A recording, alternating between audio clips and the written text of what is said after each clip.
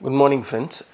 இந்த ஆடியோவில் இப்போது பெரிய வைரலாக போயிட்டுருக்க இந்த இந்தியா அமெரிக்கா வர்த்தக ஒப்பந்தம், இது நம்ம நாட்டு மக்களுக்கு இது லாபமா இல்லை நஷ்டமா, இல்லை இது அமெரிக்கா மக்களுக்கு லாபமா நஷ்டமா அப்படின்ற மாதிரி ஒரு சின்ன டிஸ்கஷன்.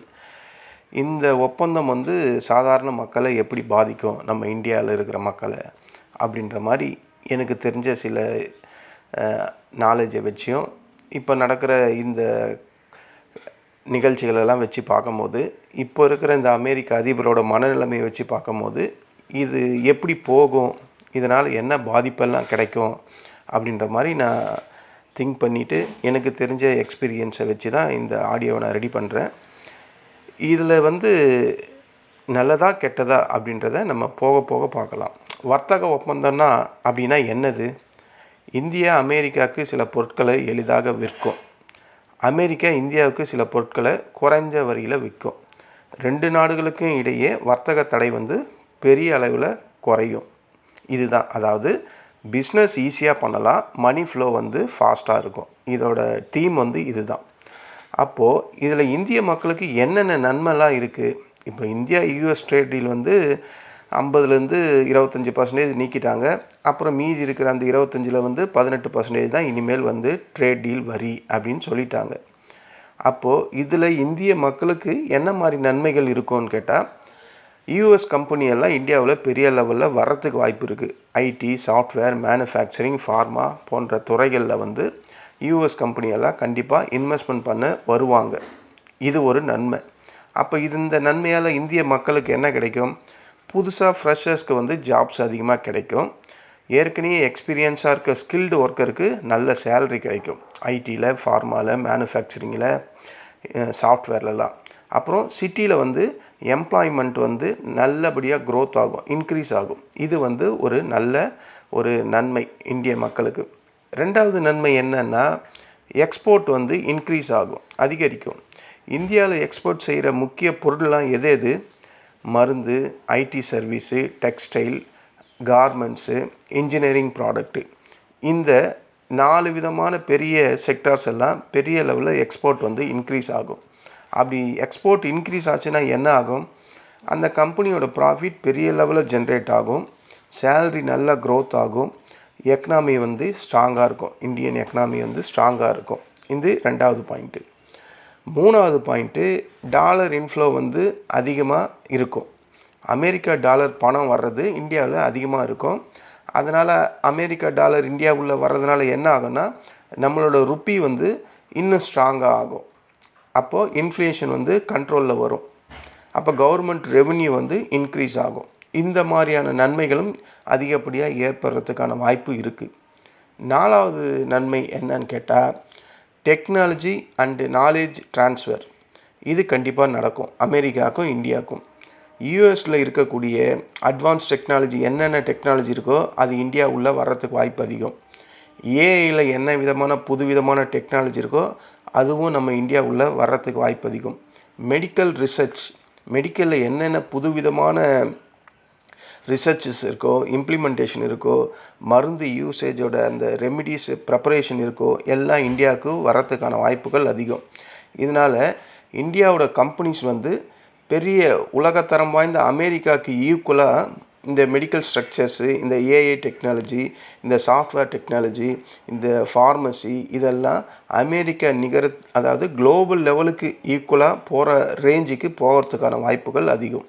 ஸோ எனக்கு தெரிஞ்சு இந்த 4 விதமான செக்டாரில் மட்டும்தான் நம்மளால் பெரிய லெவலில் டெவலப் பண்ண முடியும். அப்போது இந்த ட்ரேட் டீல் வந்தால் இந்திய மக்களுக்கு என்ன விதமான பிரச்சனை வரலாம்?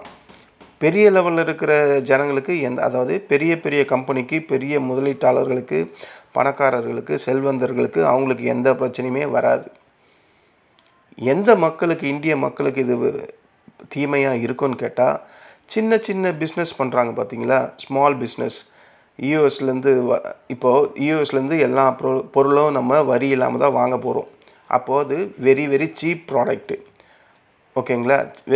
அது சீப் ப்ராடக்டாக இருக்கிறதுனால தான் அவன் இங்கே தள்ளி விட்றான், நம்ம அதுக்கு டேக்ஸும் பண்ண போகிறது கிடையாது. அப்போது சின்ன சின்ன பிஸ்னஸ் பண்ணக்கூடிய எல்லா விதமான செக்டாரும் பாதிக்கப்படும். ஏன்னா இவங்க தயாரிக்கக்கூடிய அந்த மேனுஃபேக்சரிங் பொருளை அவன் சீப்பாக கொடுக்க போகிறான். அப்போது என்ன ஆகுன்னா குவாலிட்டி டிஃப்ரென்ஸ் ஆகும். ஹை குவாலிட்டி கூட்ஸ் வந்து நம்ம இப்போது ஒரு நல்ல மெட்டீரியல் நம்ம குவாலிட்டி ரெடி பண்ணுறோன்னா அதே மெட்டீரியல் அவன் நமக்கு கொடுக்கும்போது அதை சீப்பாக அவன் கொடுக்கும்போது அதுக்கு வரி இல்லாமல் கொடுக்கும்போது இங்கே குவாலிட்டியாக ரெடி பண்ணுறாங்க பார்த்தியா, அவங்களோட ப்ராடக்ட்லாம் அடிபடும். அப்போது இதனால் என்னென்ன மாதிரியான கம்பெனிகள்லாம் அடிபடும்னா சின்ன சின்ன மளிகை கடை, பால், ஸ்மால் மேனுஃபேக்சரர்ஸ், அப்புறம் இந்த லோக்கல் பிராண்டெல்லாம் தயாரிக்கிறாங்க பார்த்தீங்களா, அவங்கெல்லாம் இதில் கண்டிப்பாக அடிபடுவாங்க. அவங்க சர்வே பண்ண முடியுமான்னு கேட்டால் மிகப்பெரிய அமெரிக்கா கிட்டேருந்து இந்த மாதிரி பொருட்கள் வரும்போது காம்படிஷன் அவங்களால கண்டிப்பாக சர்வே பண்ணவே முடியாது. காம்படிஷனை அவங்களுக்கு எதிராக இவங்களால தாக்கு பிடிச்சி நிற்க முடியாது மார்க்கெட்டில்.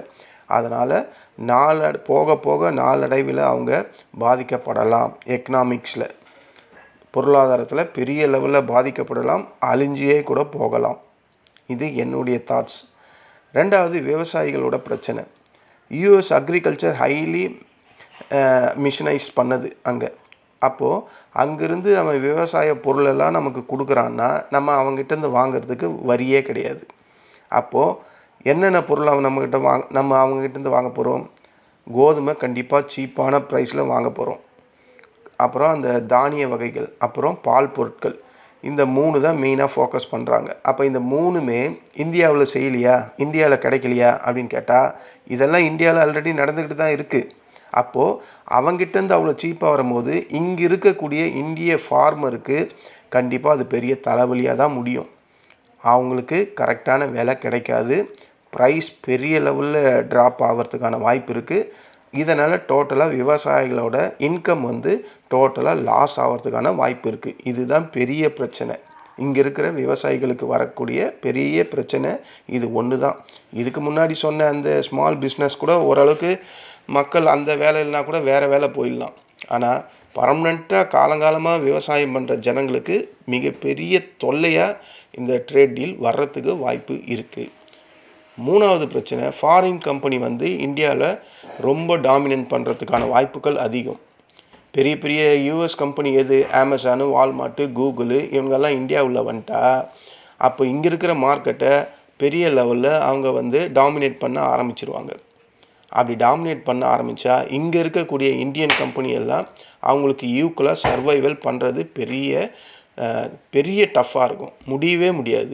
ஏன்னா அமேசான், வால்மார்ட், கூகுள்லாம் சாதாரண ஆளுங்களா?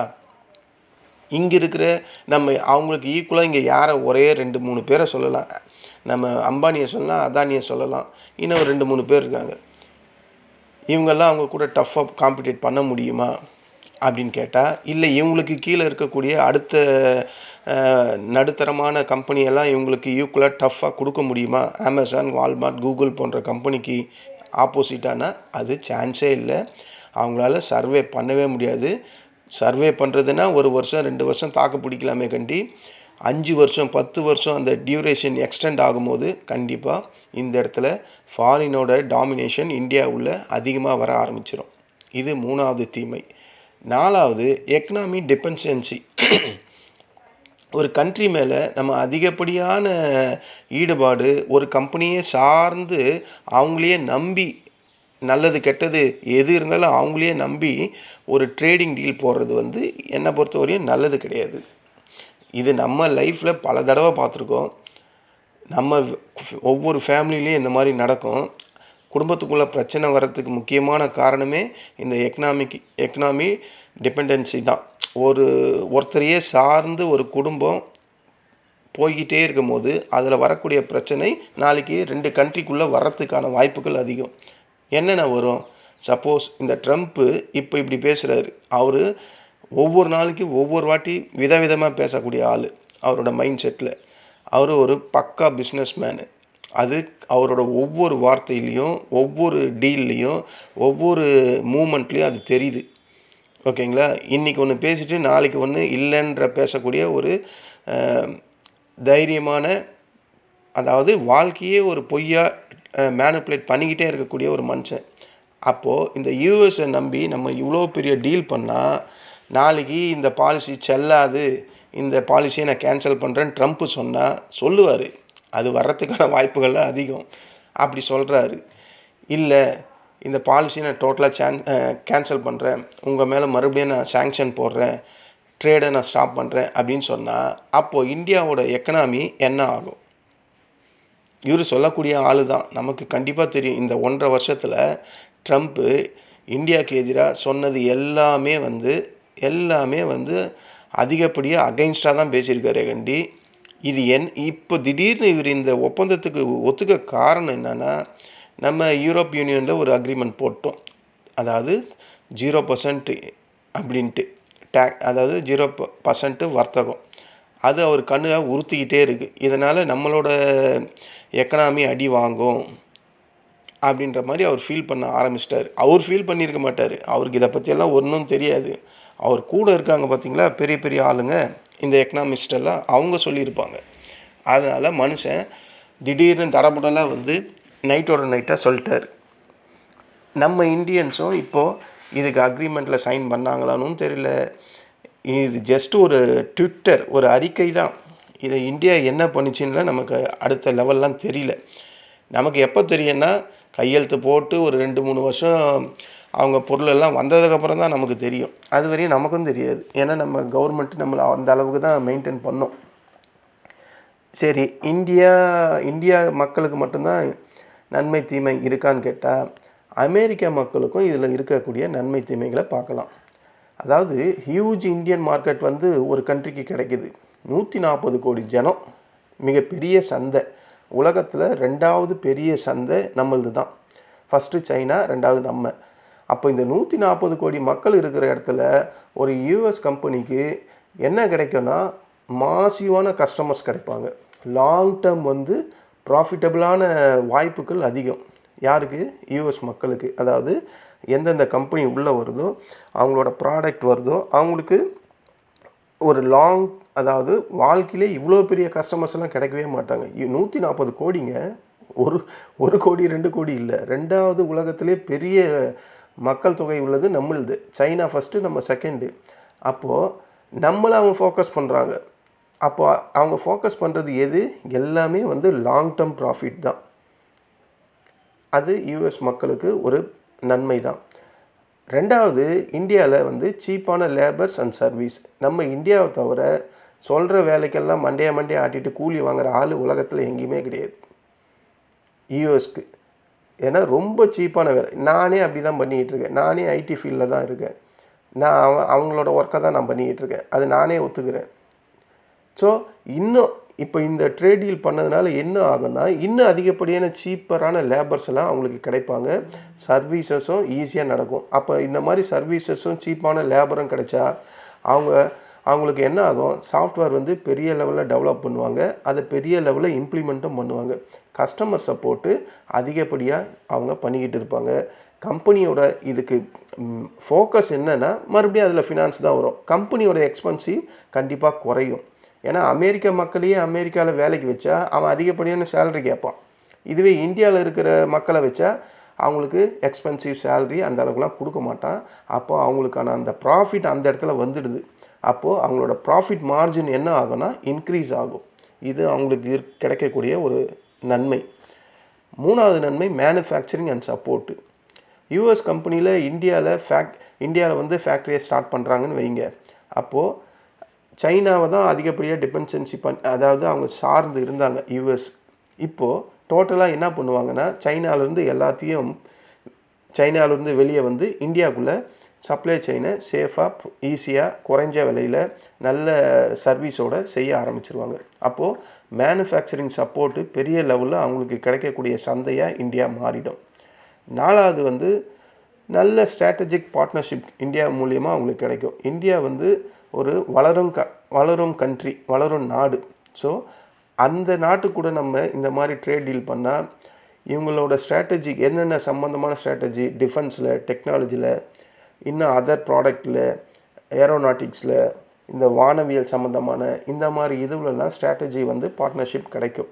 யாருக்கு? யூஎஸ் மக்களுக்கு. அது அவங்களுக்கு இன்னமும் பெரிய லெவலில் நன்மையாக இருக்கும். அதனால் வேறு எந்த நாட்டோட பிரச்சனையாக இருந்தாலும் இவங்களோட பொருளாதாரம் பெரிய லெவலில் பாதிப்படையாது. ஏன்னா இந்தியா பெரிய சந்தை உள்ளது. அப்போது யூஎஸோட என்ன மாதிரி ஜியோ பாலிட்டிக்கல் டென்ஷன் வந்தாலும் இந்தியா வந்து கூட இருக்கிறதுனால, இந்தியா அக்ரிமெண்ட் டீலில் சைன் பண்ணதுனால அது அவங்களுக்கு பெரிய அட்வான்டேஜாக தான் முடியும். இது 4வது பாயிண்ட். அப்போ அமெரிக்க மக்களுக்கு தீமையே கிடையாதான்னு கேட்டால் இருக்குது. தீமை எப்படி இருக்குன்னா, அங்கே இருக்கிற மக்களுக்கு பிரச்சனை என்னென்னா, ஜாப் அவுட் சோர்சிங் அப்படின்னு சொல்லுவாங்கள்ல. இப்போ நான் பண்ணிக்கிட்டு இருக்கேன், அவங்களோட ஜாப் அவுட் சோர்சிங் தான் நாங்கள் பண்ணிக்கிட்டு இருக்கோம் இங்கே. அந்த ஜாப் அவுட் சோர்சிங் வந்து சீப்பராக இங்கே எம்ப்ளாயீஸ் இந்தியாவில் கிடைக்கிறதுனால அங்கே இருக்கிற அமெரிக்கன்ஸ் பீப்புளுக்கு ஐடி அண்டு சப்போர்ட், அந்த பேக் ஆஃபீஸு டெக்னாலஜி சப்போர்ட்டில் பெரிய லெவலில் வேலை கிடைக்கிறது குதிரை கொம்பாக இருக்கும். சீப்பான இதுவில் சீப்பான ப்ரைஸுக்கு தான் நம்ம உள்ளே வந்துடுறோமே. அப்புறம் பெரிய லெவலில் அங்கே ஆட்கள் வேலைக்கு கிடைக்கிறது கஷ்டமாக இருக்கும், வேலைக்கும் எடுக்க மாட்டாங்க. அப்போது டோட்டலாக யூஎஸ் கம்பெனியெல்லாம் இந்தியாவுக்குள்ளே ஷிஃப்ட் ஆகும். அப்போது அது அமெரிக்க ஒர்க்கர்ஸ்க்கு பெரிய தலைவலியாக இருக்கும். இது அவங்களுக்கு வரக்கூடிய தீமை. அங்கே இருக்கக்கூடிய ஸ்மால் கம்பெனி பெரிய லெவலில் பாதிப்படையும். ஏன்னா பெரிய பெரிய பிக் கார்ப்பரேஷன்லாம் பெரிய லெவலில் ப்ராஃபிட் பண்ணும். அவங்க எல்லா ப்ராடக்ட்டும் இங்கே தள்ளும் போது அங்கே இருக்கிற ஸ்மால் பிஸ்னஸ் மேன் இருப்பாங்கள்ல, அவங்களோட ப்ராடக்ட் யார் வாங்குவா? ஏன்னா இப்போ இருக்கிற அமேசான், ஃப்ளிப்கார்ட்டு, கூகுளு, இன்னும் எவ்வளவோ இருக்குது. அவங்க தான் பெரிய பெரிய ஆளுங்க தான் இந்தியாவில் இப்போ உள்ளே வரப்போகிறாங்க. அங்கே இருக்கிற ஸ்மால் கம்பெனியெல்லாம் என்ன பண்ணும்? யார்கிட்ட டீல் பண்ணும்? அது ஒரு கொஸ்டின் மார்க்கு. அப்போது அங்கே இருக்கிற ஸ்மால் பிஸ்னஸ் சர்வே வந்து இந்தியாவில் இருக்க மாதிரி அவங்களாலையும் பெரிய லெவலில் டெவலப் பண்ண முடியாது, பெரிய கம்பெனியோட போட்டி போட முடியாது. இது அங்கே இருக்கிற கம்பெனியோட ப்ராப்ளம். அப்புறம் ட்ரேட் டெஃபிசியேட்டி ப்ராப்ளம் அப்படின்னு ஒன்று சொல்லுவாங்க. இந்தியாவிலிருந்து இம்போர்ட் அதிகமாச்சுன்னா யூஎஸ் ட்ரேட் டெஃபிசிட்டி அங்கே இன்க்ரீஸ் ஆகும். அப்போது டாலர் வந்து ப்ரெஷர்லேருந்து கொஞ்சம் ரிலீஃப் ஆகும்.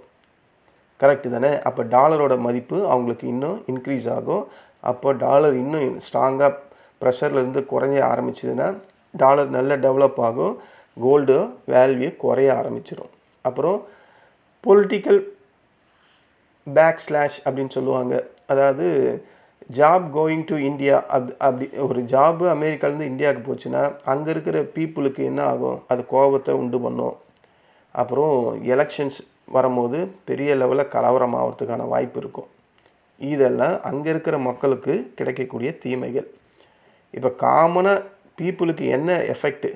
இப்போ இந்தியாவுக்கும் சரி யூஎஸ் மக்களுக்கும் சரி காமனாக ஒரு கோர்வையாக சில பாயிண்ட்டுகளை சொல்லணுன்னா, இந்திய மக்களுக்கு ஜாப் வந்து அதிகமாக கிடைக்கும். ஆனால் ப்ரைஸ் எக்கனாமி வந்து ரொம்ப சேலரி வந்து ரொம்ப சீப்பாக தான் இருக்கும்.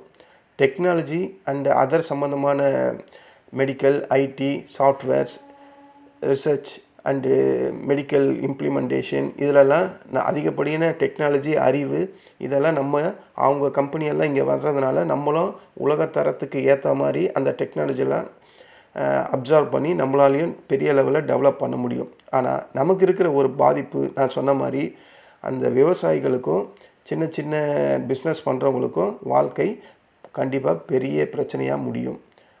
இது இந்திய மக்களுக்கு ப்ளஸ் ஆர் மைனஸ். யூஎஸ் மக்களுக்கு அவங்களுக்கு ஈஸியான குறைஞ்ச விலையில் ஜாப் பண்ணக்கூடிய எம்ப்ளாயி கிடைப்பாங்க.